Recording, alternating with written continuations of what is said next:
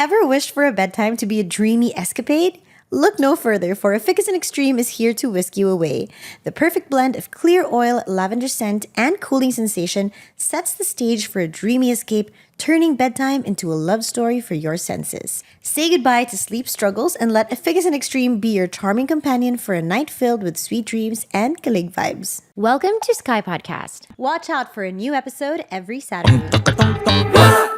So what is it about marriage that is so scary that gives you cold feet? You don't choose your parents, you don't choose your siblings, but you do choose your wife. Parang ang dami mo kailangan isipin. So kami ni Kryz, meron kaming prenup. That's why it's kind of like taking a leap of faith. And marriage will not fix your problems. Getting married will only make it a lot worse. Welcome back to us. We're finally back in Cebu. Saan ba tayo galing? Galing tayo Manila. No, it was just me first and then you next and then... This is how we travel now for work. Slater goes first and when he comes back, I leave. But there's always someone at home with the kids. Bawal na kami magsabay. Yes. But Manila is, I think, at least for me, kind of like the only time I get any social interaction outside of the normal day-to-day life that I have here. Hindi, may friends naman tayo dito. I mean, we have friends here, but it's like, I don't know, it just feels like Manila is my social time. Okay. Because I go out late at night to see my friends, parang pilit, even though I'm so tired because, you know, it's so rare. Okay. So also, Manila is the time when I get my chismis and balita. So ano yung mga chismis? So, nagiging chika minute chika na tayo. minute. Okay. No. Ala, na-shock lang ako na parang ang daming couples na nagbe-break ngayon. No? Yes. Parang, go ahead. Nasa Facebook palagi akong tinatag na when everything, I don't know, people just tag me pag may mga ganyan. Breakups na sana wag kayo. Yes. Oh, yes. I get that also. But it's just so sad because I was just in Manila a few days ago and then all of my friends were talking about this couple breaking up. Parang hindi ko na mabilang kung ilang couple nag-break up. And it really saddens me because a lot of these couples are in like long-term relationships, you know? Like, akala mo talaga this is it na. Yes. And then like when they're about to take the next step or when they're even in the next step na, suddenly like things change and then they break up. So then all of my friends who are still single and now in their mid-30s who were like already looking for partners at this point, now they're all scared to date because of all these stories. Seriously, like that's a conversation in my friend group now na, ay, parang we're better off na pala being single kasi ang daming problems with relationships, especially when it gets serious. What's your take on that, my love? No, I think as we grow older, I think I told you this, na parang feeling ko lang, and it's just my theory, na pag umabot ka sa isang age wherein you're so set in your ways, it's also harder to find a partner, I feel. Because alam mo na lahat ng gusto mo.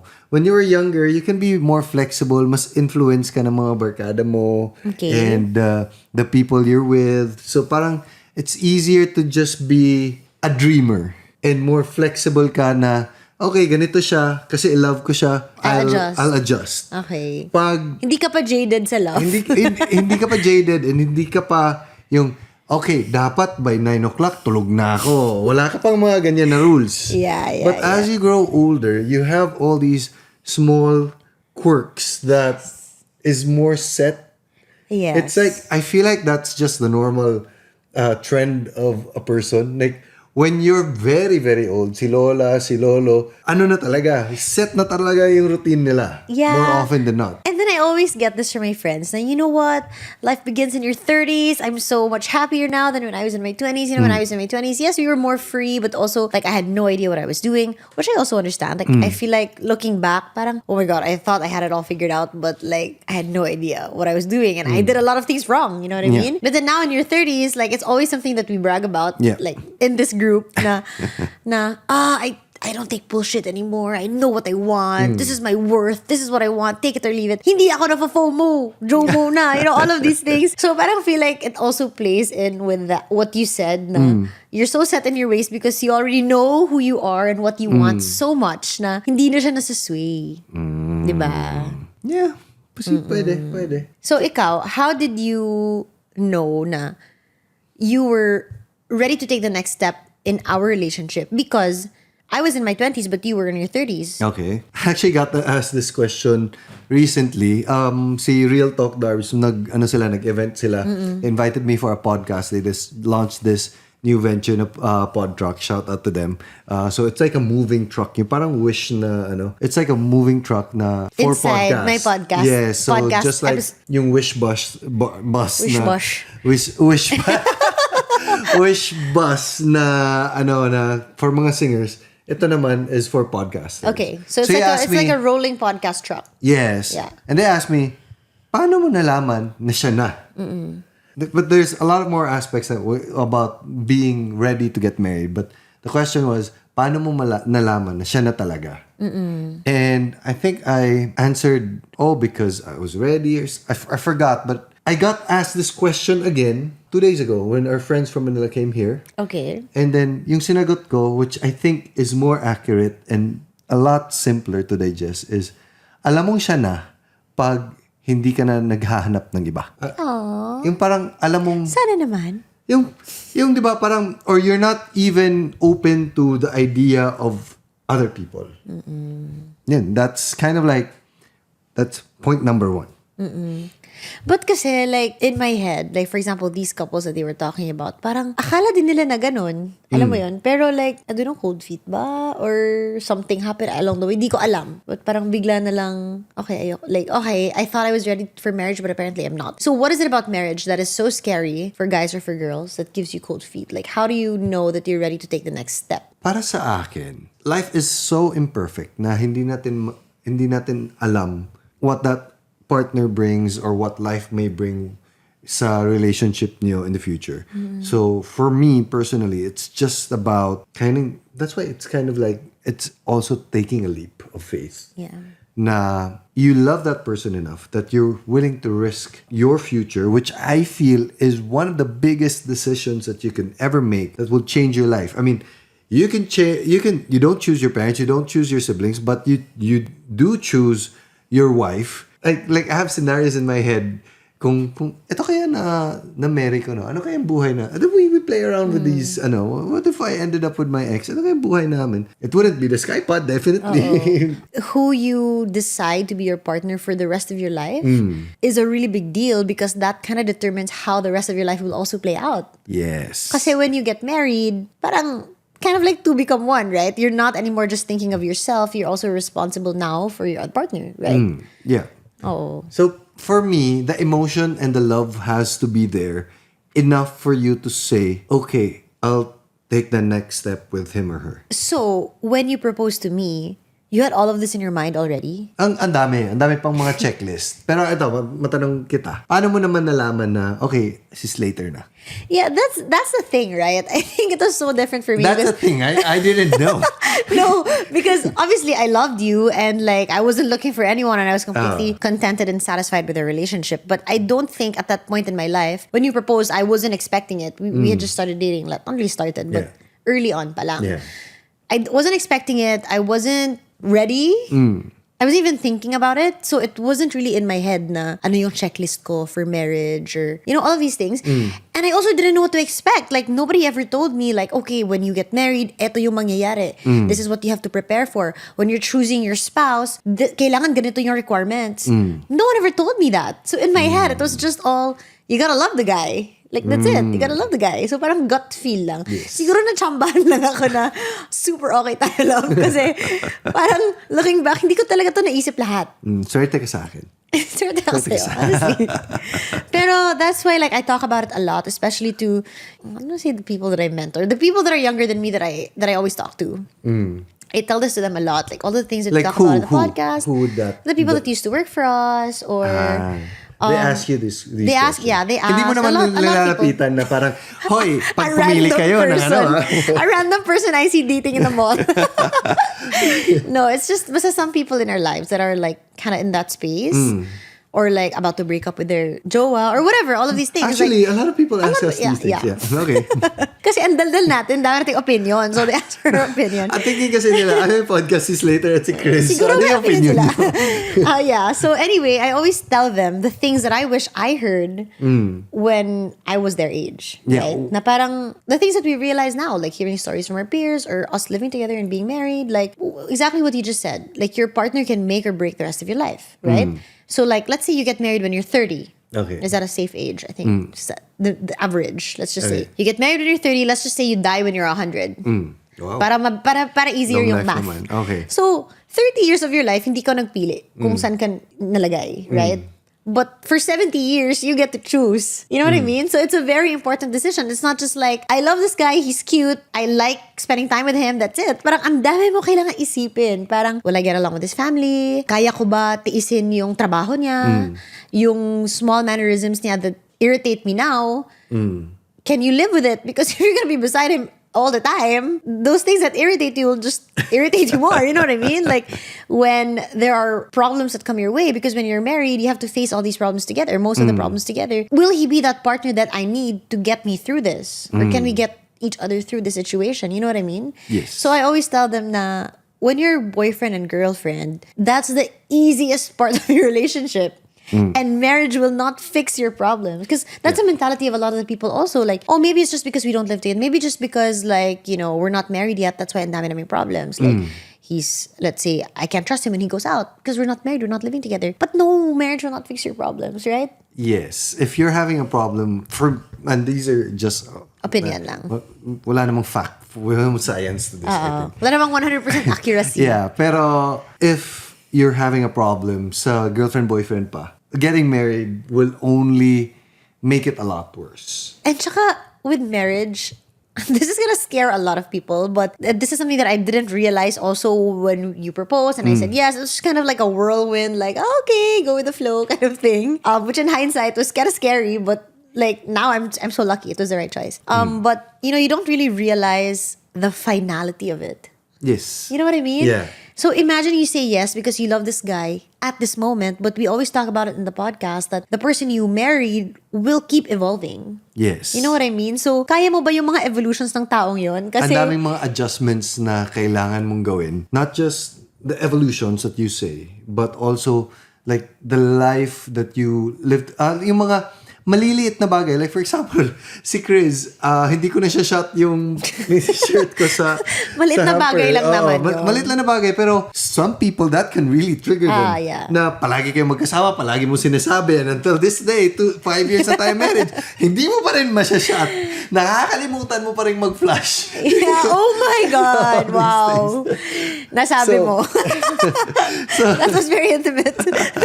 So there's a lot of these things that sometimes it's important that you guys can just laugh about it na hindi niyo mabibig deal.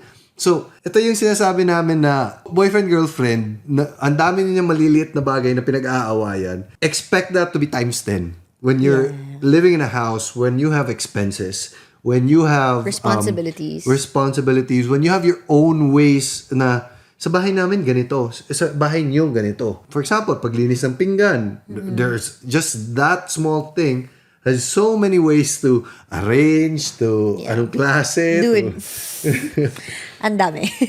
Si Kryz is like... No, I know a lot of couples. This was one of our arguments when we just got married. It wasn't really an argument, but it was like something that we didn't agree on. So we have a dishwasher, right? Oh, yeah.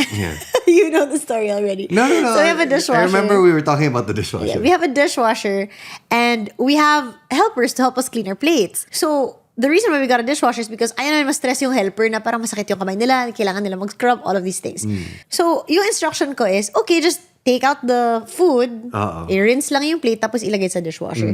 And Slater was like, you're defeating the purpose of the dishwasher. Kung kailangan mo patanggalin yung food, kailangan mo pa i-rinse. I-rinse, yes. Lagay mo na lang agad, na-wash it. That's why it's called a dishwasher. Yes. Then ew, that's so gross. When you put the food there, the particles will mix with the water. And di dirty pa rin yung plate kahit may soap. Kasi, kung sa sink mo hinuhugasan, di ba nagmi-mix din yan for a little while before it's finally rinsed? Yeah, but that's why you soap it and then you rinse it and you put it aside. Ano sa tingin mo ang nangyayari sa loob ng dishwasher? No, because once you put soap on it, you don't touch it na to any other food. Yes, diba? You rinse it na. Sa loob ng dishwasher, ano sa tingin mo nangyayari? So the dishwasher, right? You put all the plates there, all the food particles are there.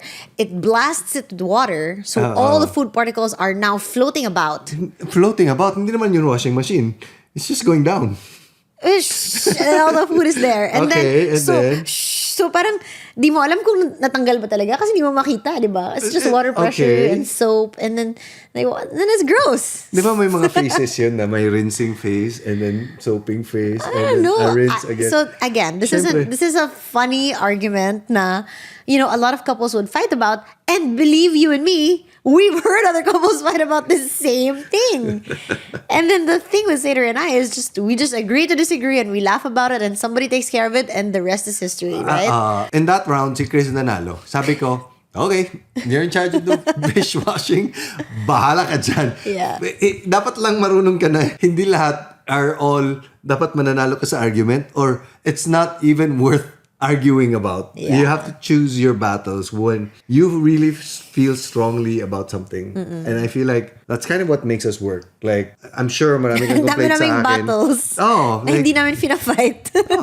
And that's just without kids. Iba na naman yung kids. Yeah, but you know what? Because some people might take it to mean na parang may hinanakit ako sa'yo tapos hindi ko sinasabi. I'll just bottle it up para goods tayo. Pero hindi ganon. Like, syempre, if it bothers you, then you talk about it. It's the ability to let go of the small things. Yes. Right? But anyway, I think the point is, when you're boyfriend and girlfriend pa, at hindi mo na siya ma-let go, hindi mo yan ma-let go when you're married. Yes. Parang I think that's the point that you're trying to make, no? Yeah. I think ang pinakamaganda though about being married, when we were first married, is the travel time. Especially for me, na ako yung mapapick up sa'yo every single day. Like we met almost every single day just before we got married, diba? Na-realize ko na, ang dami kong oras. After I go do tennis, I'm home with you. Like, hindi siya yung uwi pa ako, maliligo, tapos susundin ko si Kryz. Tapos kakain pa tayo. Kakain kami sa labas, which is about 9 p.m. na kasi it's so late at night, may travel time, etc. Tapos ihatid mo pa ako, tapos uwi ka pa. So there's like this honeymoon phase when the first few months of you actually living in your new home. Grabe naman yung months lang yung honeymoon phase mo. No. Like, the phase wherein we were even saying na parang, ang saya pala ng marriage, no? It's Parang actually like just like playing house. Yeah. Parang ganyan. And then, well, this is how we relate kasi timing na when we got married, we lived with my parents for a little bit while this house was being constructed, and we are one of the lucky fews na after marriage, meron tayong sariling bahay. Wala tayong, at that time, hindi pa nagre-register yung expense ng grocery, hindi pa nagre-register yung expense ng kuryente, etc. The stuff in the house. When we first started living in this house, I remember we bought everything from random places. Luxury grocery stores. Let's just put it at that. Dapat fresh lahat. Dapat ano lahat. Hindi syempre fresh, pero parang imported lahat. Oo.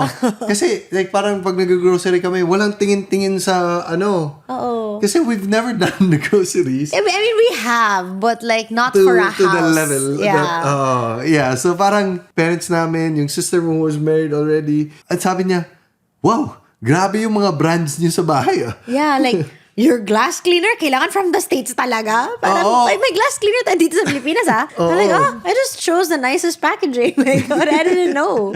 Yeah. So, parang, and then it hit us. And then, ngayon, si Kryz, may isda supplier, may vegetable supplier, na pinakamura, ganyan. What can I say? Hindi naman pinakamura, pinaka-fresh. Yo, yes. I got you. Do you think it's important to have your finances settled before you get married? I think this is a question that guys think about a lot, right? Because, well, not all, but like status quo is guy is gonna provide for the family. Or nakakaya naman, napapakasalan ko siya na hindi ko siya afford. Or hindi ko afford yung lifestyle niya. Or what happens to our children. Parang ganyan. It's not just about the status quo. To be honest, ako, hindi ko yun naisip kasi first of all, babae ako and I was providing for myself. So, never ko naisip na kailangan ako mag-provide para sa'yo. So, feeling ko ikaw dapat magsagot ng question na yan. Do you think the guy should at least be financially stable? You know what? I never really thought of that. But it would be nice. That would be a plus, definitely, na hindi na tayo mag-worry about money. Diba? But for me, I think a requirement of mine would be that I see that you're going somewhere. It's not like you're unemployed and you have no plans of being employed and then you propose and then you're just gonna ride on my work. And that would be really hard. You could be my sugar mama. Yeah, well, some couples are like that. No judgment here. Basta okay lang sa'yo. Pero sa akin parang, paano ito mag-aalaga sa family namin if something bad happens? Hindi ko kaya buhatin lahat. So, at least sa relationship natin, tayong dalawa nag-work, di ba? Yes. But at that time, it took me a while to figure out if I was ready to get married or not. Because At that time, I was still starting light block. At that time, sobrang lit pa ng... Wala Wala pa. pa talaga. Like, Dalawa pa under employee mo. experiment pa siya. Isa lang employee mo. Isa pa yun at that time. And then, I just left being an artista, which for me at that time, hindi naman ganyan din ka lucrative. Because, hindi naman ako like a Piolo Pascual or ano. Diba? Like, okay lang. And then, I stopped that and then started my own business here. So, hindi pa ako set. I have savings but hindi siya malaki.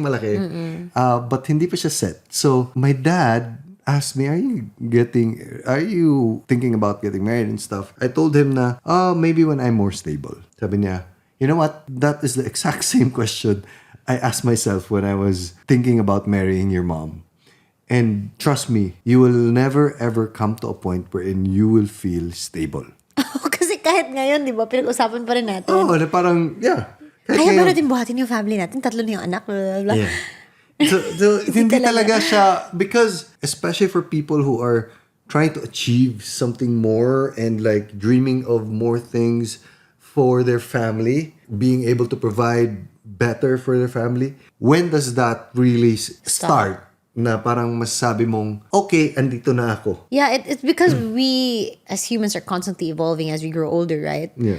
So like I remember when I was in college, my friends and I, we made a plan like, okay, this is how much I need to earn monthly from my employer to make ends meet for myself only. So this is how I'm gonna sustain myself. That was like, I don't want to say how many years ago that was, but that was a long time ago. And then now if I look back, like that amount doesn't even make sense because syempre your needs change as you grow older, right? My inflation did. my inflation did, but parang as you also get to experience things, you want to experience more things. So your expenses go up. You know what I mean? Like when you're in college, akala mo, eto lang gusto mo. Pero when you grow older, and you know what I mean? As life goes on. Oo. And when you've got the basics met, iniisip mo, kailangan malaking bahay for me to get married. And then, if you are in the position na meron ka ng malaking bahay, sasabihin mo, kailangan na anytime gusto mag-travel ng anak ko, kailangan kaya ko. And us right now, like, 3 lalaki yun, so kailangan afford 3 wedding, 3 bahay. Yeah. Paano yun? So, I remember, love, one of the things that I thought to myself when I was just starting in the working force was, gusto ko sana, when I go to a restaurant, I'm financially stable enough na hindi ko na kailangan tumingin ng presyo sa food that I order. Okay. Yun lang ang goal ko. Pero ngayon, di ba, parang, gusto ko sana, pag-travel natin, sana we can afford to spend for our siblings. At free natin sila, ganyan. Di ba? So parang, never ko naman naisip yun at college.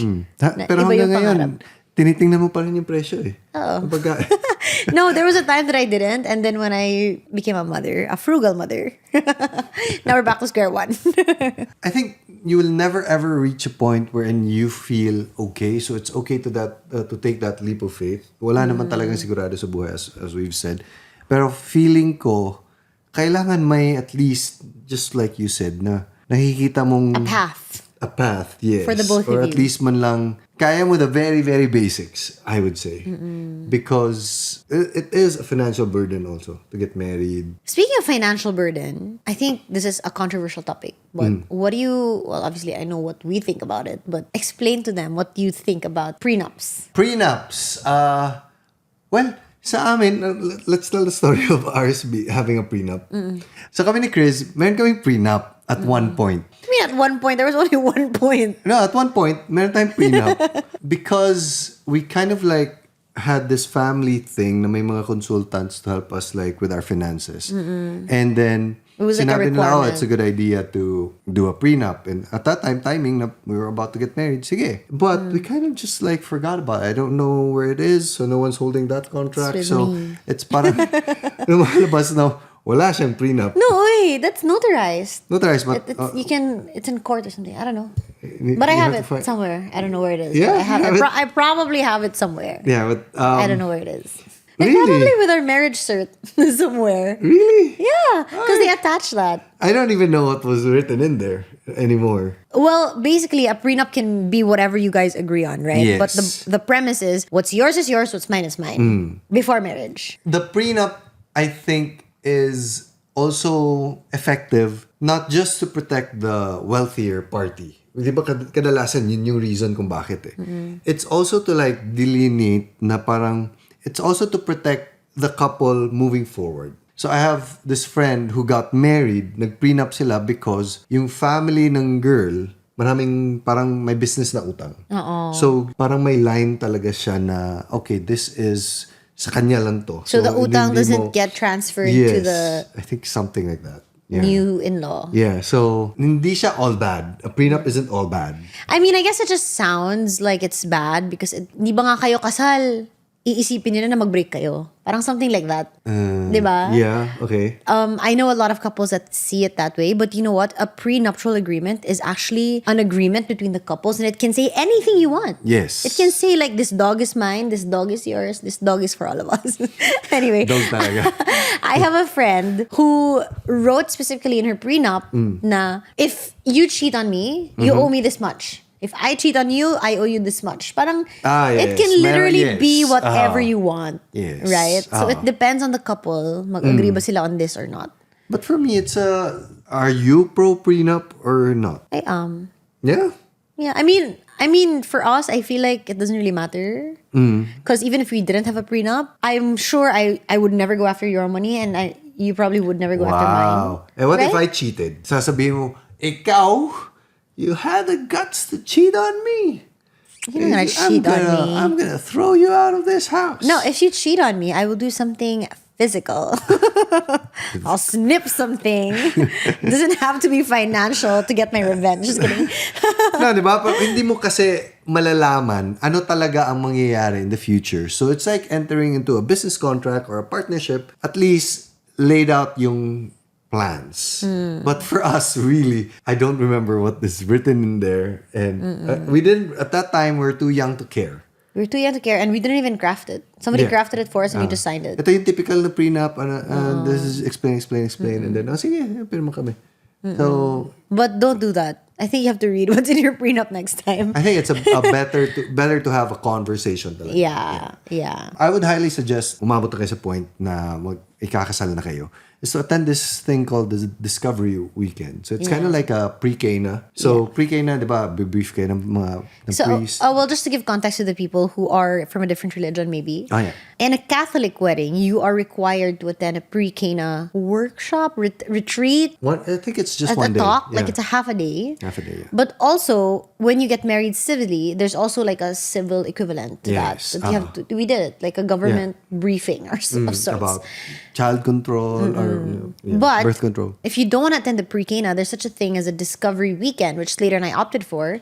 So instead of a half-day lecture, it's a overnight or 2 nights na parang camp that you go to with your future spouse. Yes. And ang maganda dun is you're asked difficult questions about your future together. Because wala namang one size fits all. Parang may session kayo na may nag-guide sa inyo na ano ang dapat na mga tanong na kailangan nyo na itanong before you even actually get married. So, some couples, after this 3-day weekend, they actually decide na, okay, maybe hindi pala talaga kami bagay.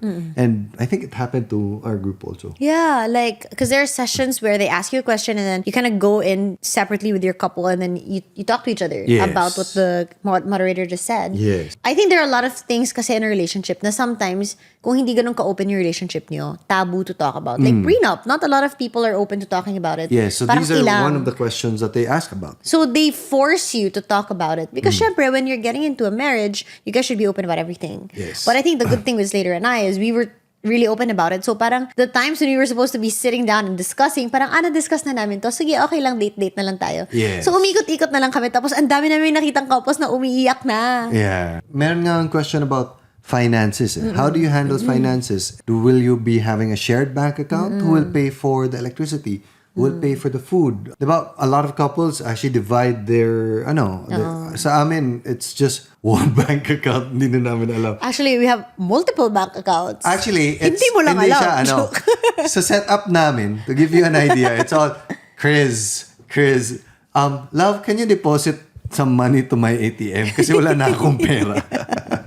So, si Kryz lahat. Yeah. It depends. That's kind of what Slater and I are used to because our parents had joint accounts, right? And then, for us also, it's a lot easier this way na parang hindi na kami nagbibilang. But it's just easier. That's what we're used to. But I'm not saying that that's also what will fit other couples because we know a lot of couples, majority, that don't share and they're better off that way. Yeah, so, and I think kanya-kanya. it's because we have a similar spending habit, I would say. Talaga? Yeah, I mean, mas magastos ka sa akin, pero... Excuse me. Excuse me. Look at my Lazada list. It's all for the house or kids. Relatively, we are in kind of like the ballpark of what we're spending, what we're comfortable with I spending. think values-wise, sobrang the same Pareho. kami. Kasi we're both failed child, grew up in Cebu. Parang Yes. practically, pwede kami mag-neighbors. Ganun. Yeah. So it's easy for us to like, hindi ka tayo nagse-separate, but we buy the things that we want, but without like counting na, bumili ka ng ganyan. Ako, hindi. Parang, Ay, hindi ka pa rin nagbibilang? Hindi. Pero naka-screenshot yung lahat ng mga purchases mo sa Lazada. I know a lot of couples na separate tayo para you spend for the things that you want and no judgment. Depende lang talaga sa style, sa setup. But these are some of the things that you really need to talk about. Meron pa nga mga questions about saan kayo titira? And then hindi pala naisip pa. Like, where do you plan to live when you guys get married? And then, okay, the girl is assuming na they're gonna rent a place, but the guy is assuming that they're gonna live with his family. So parang, di nila napag-usapan, deal breaker pala yun ng girl. Or parang something like that. So there's talk about children, how many do you want? Yes. Sex, yes. there's talk about religion, Yes. political views. Ang dami na parang, sometimes kasi you need that push to talk about it, especially if you're not as open. Yes, and you wouldn't know what to ask. Like, we wouldn't know that these things are important to ask because you haven't been married before. You don't know. Yes. And I remember pala, love, this whole talk about finances, we didn't talk about it before the Yes. before the Discovery Weekend. And I remember that they gave us this sheet and then there were a bunch of questions and then it was like multiple choice. Like, for example, with finances, separate bank account, joint account, ganun lang, multiple choice. So, answer ka lang, bahala ka, parang at your own pace. Honest ka, kasi sa sheet mo lang. And then, at the end of the session, exchange sheet pa na kayo. Then discuss, di ba? So, parang they make it less awkward also. It's not like, Yes. talk out finances, go! Hindi ganun. Yeah. And maganda din kasi they actually bring in couples also who have gone through a lot of hardships Yeah. and how they overcame it. And so parang meron kang an idea of what it is to be married. Yes. And I think it brings you back down because when you get engaged, at least for me, it was kind of like, and I kept telling you this, na parang I feel like I'm floating. When I proposed. When you proposed, I didn't know what to do with myself. Like, so what's next? What do I do now? Like, Buti na lang, hindi ka natakot, no? oh, yeah, I was. Yeah. Yeah, I was. And was there ever a time where you said, maybe not yet? I definitely had cold feet, but it wasn't like, I'm not sure of Slater. It's like, what the hell am I doing? Like, am I ready for this? Parang, it's something like that. But parang it never really got to the point na kausapin kita. But majority of my friends know. Because I was the first. So hindi mo sinabi sa akin? Yeah, hindi mo sinabi sa sa'yo. akin. Oo, syempre. Okay. Nag-propose ka na. Takutin pa kita, baka mahawa ka. Yeah, so a lot of my friends I told about. But, I was the first one to get married in our brigada. What do you say? What did you say? What the hell am I doing? Oh, and then what did they Like, say? I don't know. Kasi they haven't gotten married din. Hindi nakaka-relate.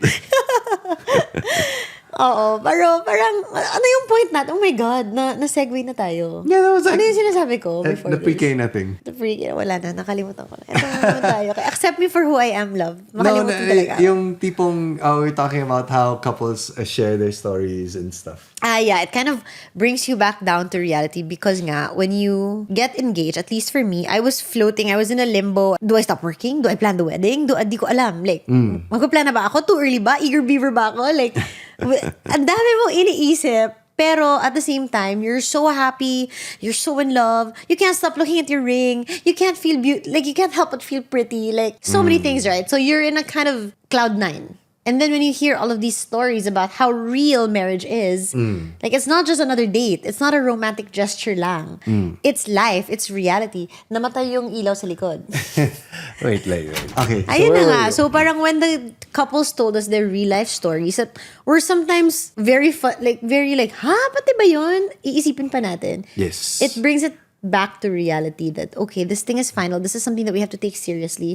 It's not just romance. It's not just kilig, but it's something that I really have to It think about. dictates the rest of your life. Yeah. Yeah. So, love, meron akong question. what was the biggest adjustment that you had to make? Na masasabi mong, okay, I never thought I would be like this because the old Kryz, the pre-married Kryz, was a totally different Kryz. Ano yung pinakamalaking adjustment or pinakamalaking mindset shift or character shift? I always joke around with my friends na the biggest thing about getting married is learning to live with a boy. Because we're so different, right? You're raised so differently. I was raised so differently. Tapos for me, intindihin ko na lang na ganun talaga si Slater kesa aawayin ko pa lahat. So Like, the ano ba issue- yun? Ano ba yun? Yeah, Like, so for the, example. like for a lot of things. Ang bigat ng Wow. A lot of things. Like for example, who cleans?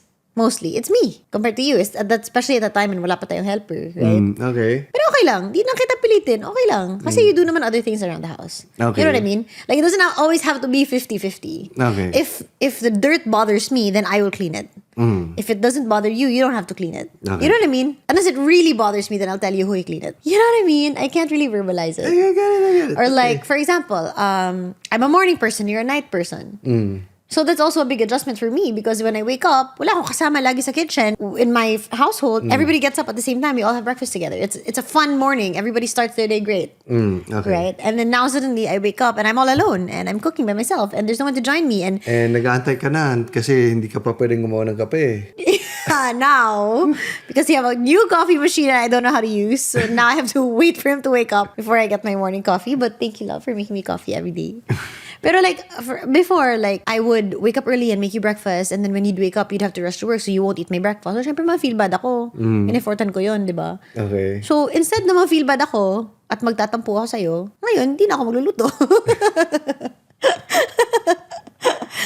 It's just a lot of adjustments, okay? Like, for example, growing up, Parang mga 1 hour pa to. madaming things talaga. For example, growing up, my mom, Slater is 100% Chinese.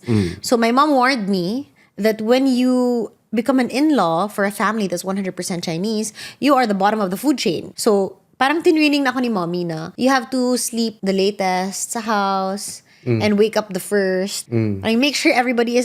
basta ikaw yung... Bottom of the food chain. Basta bottom of the food chain. I don't want to offend anyone, but that's just my personal way to make it simpler for everyone to digest. So parang, pag may food, ikaw last kakain. Like, all of these things. Na parang, So, serbisyo talaga. serbisyo. Parang serve your in-laws, serve your husband. Parang ganon. Bakit hindi ko na-experience yun?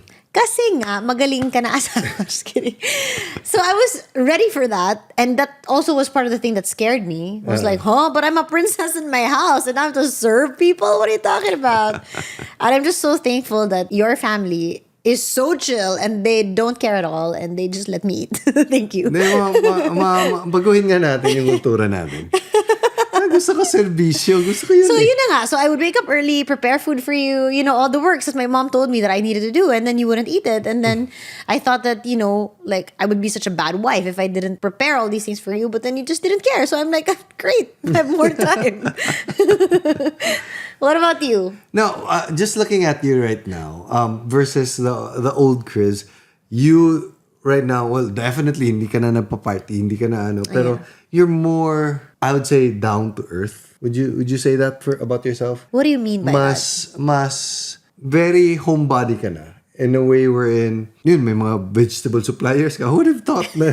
Yeah, who would have thought? May isda supplier, may I think to kind of paint a picture that I feel like you're trying to get at is when you first met me, you didn't like me because you think that I was so maarte, which I was. It was true. Yeah. And I was so self-centered and narcissistic. And whenever we would go out for dates, I needed 1 hour before to prep all the time. Or like even when we would travel together, I would wake up early and put on my makeup para pagising mo maganda na ako. Bakit hindi na Parang ngayon? ganun. And then, now, wala na. You signed the contract. Tapos na.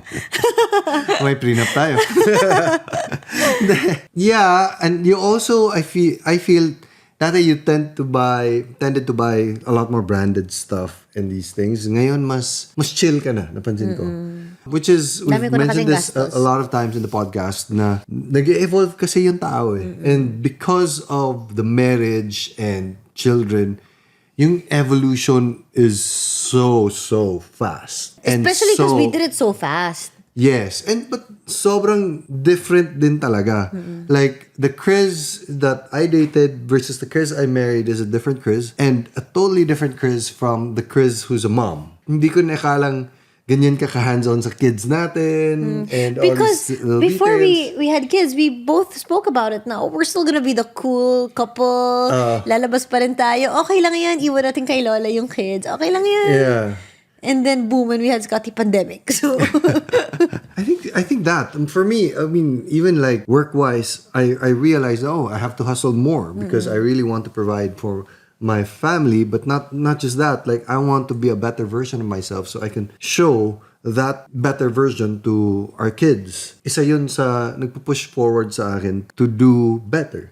Ito, nafe-feel ko. Ang lalaki mas hindi nag-change. oh well, yeah, because he didn't birth children.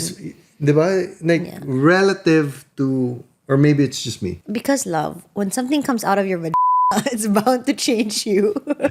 You don't have a vagina, so you don't change as much. I mean, I know I've changed. I know I'm a different Slater, but relative to the mom, Yeah. mas konti. Would you say that? Would you say that's true? Yes, but you know what? I feel like I did really adjust and adapt a lot to you, but it's only made me better. So, lahat na adaptation sa akin. No, I'm sure you also adjusted for me, but I feel like because I kind of learned to adjust and adapt to you, parang hindi tayo mag-away, parang na-learn ko lang na, okay, to let some things go, which was not me before. Parang, before, lahat talaga, I want to fight, I want to win, like, pride ko, ganyan. Alam mo yun? So, it also made me a better person for myself. I think mas nagmi-mix yung personality natin. You saying that's kind of like me. But I'm also like pulled towards the Kryz side wherein, okay, mas napapansin ko na yung mga dumi-dumi na, okay, Kryz is gonna... Grabe naman yung akin neat freak. Ako character development.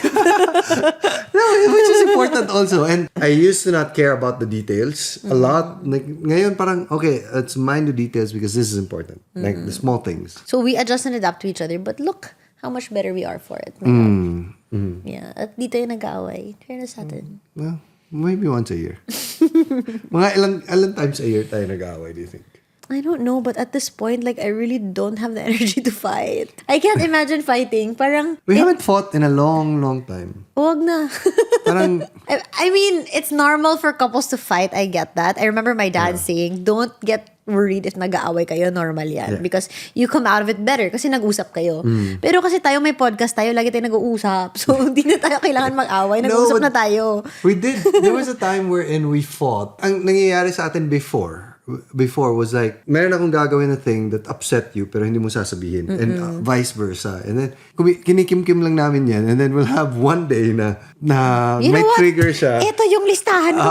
Tapos nag-aaway kami and then we talk about these things. And you kind of fix that. The good thing about how we fight is we have heated talks. But hindi siya yung walang sense na away na, bobo mo. I think most of the fights that we have is because when you do something or when I do something, like let's just say when you do something, Okay. when you do something, meron akong meaning that I put sa action mo. Pero hindi pala totoo yung meaning na yun. Or like when I say something and you're like, what did she mean by that? Parang offensive yun ah. I didn't mean anything. It's just like, ganon. You know what I mean? Yeah, alam mo yung pag girlfriend-boyfriend, ganyan ka rin eh. Ganyan din tayo eh. Na parang, but I feel like it's heightened yung volume knob na parang naging 100 pag married kayo because all these subtleties you notice. Like for example, I remember like pag inutusan mo ako and then I'd react a certain way or like take a deep breath na, that could trigger something. Oo. Yeah, Kasi parang, you don't know also what that other person has been through the whole day. Tapos to be met with that reaction. Yeah. But then sa kanya din, parang, hindi naman yun address sa'yo. Parang pagod lang ako. Alam mo yun? So, a lot of the fights that we used to have was just us putting meaning to the things that were happening, but it wasn't really about each other. And once that we got to talk about it and communicate, na parang, I know it wasn't you. Okay, hindi pala ako. Okay, tapos. And I feel like after all these fights, you kind of have a feeling of a deeper understanding of who that person is and what triggers them and the things that they do that like nilalagyan mo ng bahid of meaning and then wala pala. So you kind of learn like, okay, she doesn't mean it. Like, she just talks like that. Like sometimes Kryz has a way of talking wherein parang it's her tone of voice na hindi ako sanay, na gusto ko kalmado lang, na siya intense, na parang, nasistress ako sa sinasabi mo, parang, too emotional. Ako, gusto ko dito lang ako, kalmado lang. Because they're always chill in their family. And then our family naman, we're always emotions. Like, oh my God, talaga? Like, gano'n kami. Tapos sila, talaga. So, parang sobrang iba talaga. Yes. And sa kanya naman din, because sobrang kalmado ako, like, it feels as if I don't care. So, like, and then we kind of understand na, hey, that's just you, that's just me. And like, eventually, like, you kind of figure it out. And I think also, like, at this time, you are so busy with work. I am so busy with work and the kids. And when we finally get to see each other at night, we're both so exhausted that parang there's really zero energy to fight. So parang if he's naiinis sa akin because of what I did, parang, talaga ba? Gagamitin ko yung 1% ko sa awin. Wag na. Like, ganun yung feeling. Ako din, ganun yung feeling ko na, maiinis pa ba ako? Tulog ko na lang to. Ganun yung feeling. I think it's really all about, like, understanding where the other person is coming from. Understanding and accepting. And hindi siya puro who's right and who's wrong. It's like, how can we have a better marriage? It's like being in a good team. Essentially. Instead of it na parang who's better, you or me. And I feel like mas na-highlight sa atin as we mature, as we get older. Parang, like for example, I remember my dad na parang, my mom would be a lot later than him when we're trying to get to a party. Diba? He could be like, oh, bilisan mo. Pero ngayon, like after a while, like, parang sinasabi niya na, ganyan lang talaga mama mo. Parang, intindihan ko na, ganyan talaga siya. I remember also my dad, in his speech in our wedding, he said a lot about having a sense of humor in marriage. Because a lot of times we take life too seriously. We take marriage too seriously and we take our partners too seriously. We should not sweat the small stuff. Have a sense of humor about things. Just like your mom and your dad, diba? Yeah. So parang I see a lot of old couples on TikTok, but I always send you like mga memes, diba? Mga reels, memes. I'm like, oh love, this is us. And it's always like old couples just having fun in the park, walking, laughing. If I see an old couple together and they're like laughing, I'm like, they've won in life. Life is so short. So why spend most of it stressing out when you can laugh about a lot of things? But the true answer kung bakit hindi na kami nag-aaway is because ang kaaway ni Kryz ngayon is si Scotty. Pagod na ako sa Hindi siya kumakain. high emotion, low emotion Hindi dito sa naliligo. bahay. Minsan tatawa, minsan iiyak. Ano ba talaga? So the answer is for husbands out there, Have a kid. have a kid and then Wala nang energy yung kasawa mo, naaawayin kayo. I think to sum it all up, love, how will you know that that person is ready for marriage? it's a very, very hard question to ask. It's easier to answer how would you know that she's the one? Parang, like, hindi na siya just the infatuation of, I want to be with you all the time. It's more of like, I want to understand you. I want to have a deeper relationship with you without these spikes of heated emotions.